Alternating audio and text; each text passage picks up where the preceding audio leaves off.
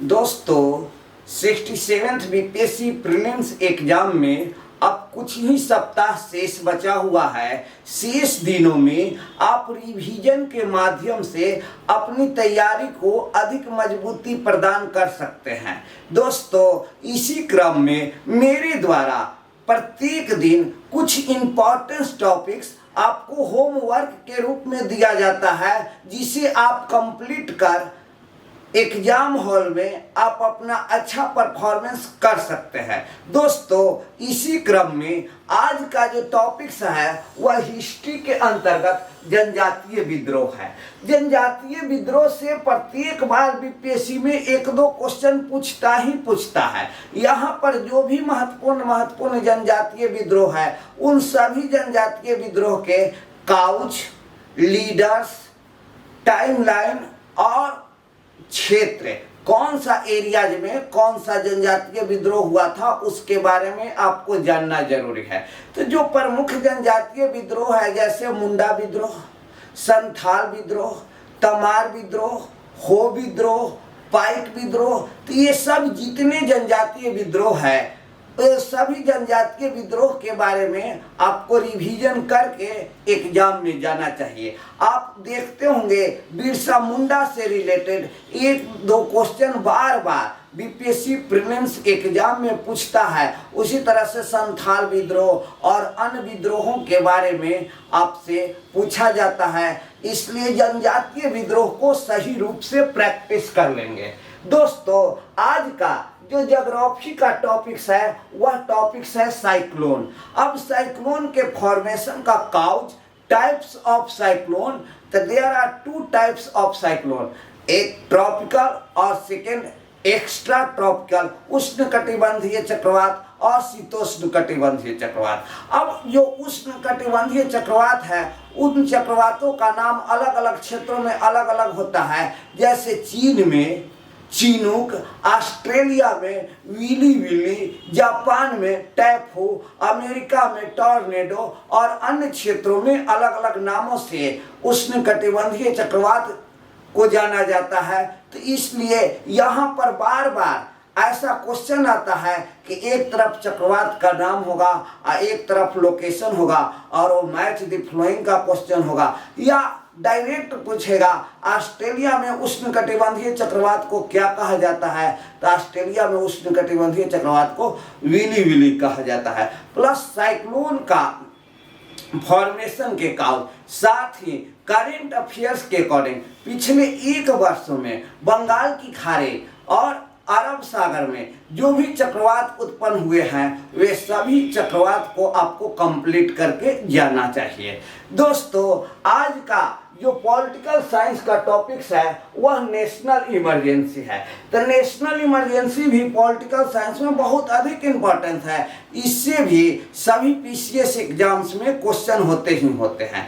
यहाँ पर सबसे फर्स्ट क्वेश्चन है कि नेशनल इमरजेंसी संविधान के कौन से भाग में है, तो भाग 18 में नेशनल इमरजेंसी है, अर्थात भाग 18। उसके बाद नेशनल इमरजेंसी तीन प्रकार के, नेशनल इमरजेंसी, प्रेसिडेंट रूल्स और फाइनेंशियल इमरजेंसी। अब ये तीनों का डिटेल्स प्रावधान आपको याद होना चाहिए। इससे रिलेटेड कौन कौन से आर्टिकल्स है उसके बारे में आपको ध्यान होना चाहिए। साथ ही साथ आपको भारत में सबसे पहला बार नेशनल इमरजेंसी कब लगाया गया, अब तक भारत में 3 बार नेशनल इमरजेंसी का उपयोग किया गया है, कब कब किया गया है और उसका टाइमलाइन। साथ ही साथ प्रेसिडेंट रूल्स में जो भी प्रावधान है और भारत में सबसे पहले प्रेसिडेंट रूल्स कब लागू हुआ और बिहार में अब तक कितने बार प्रेसिडेंट रूल्स लागू हुए, तो अब तक बिहार में 8 बार प्रेसिडेंट रूल्स लागू हो चुके हैं।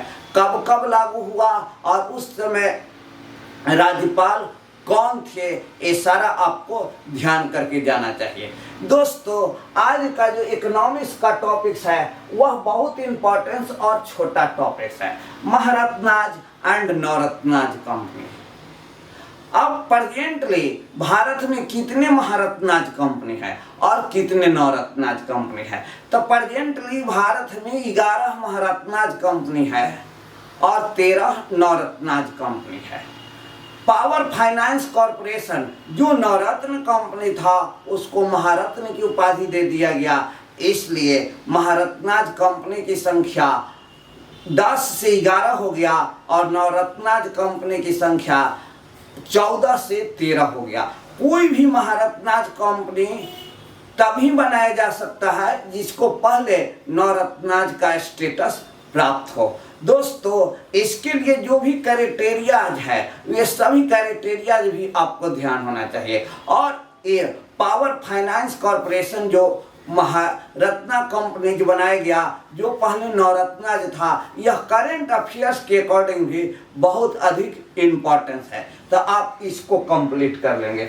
उसके बाद बायोलॉजी में कोशिका सेल्स, तो सेल का सबसे पहले उपयोग, सेल शब्द का सबसे प्रथम बार प्रयोग किसने किया, साथ ही साथ कोशिका किसे कहते हैं, कोशिका के कितने टाइप्स होते हैं, और यहीं पर ये सभी चीज पढ़ना होता है कि टमाटर का रंग लाल क्यों होता है या पेड़ों की पत्ती का रंग हरा क्यों होता है, और अदर जो भी क्वेश्चंस है वे सभी यहीं पर क्वेश्चंस है। साथ ही साथ कोशिका विभाजन भी बहुत इंपॉर्टेंस है कि कोशिका विभाजन का प्रत्येक स्टेज आपको पता होना चाहिए, और पादप कोशिका एवं जंतु कोशिका के बारे में डिटेल्स आपके पास नॉलेज होना चाहिए।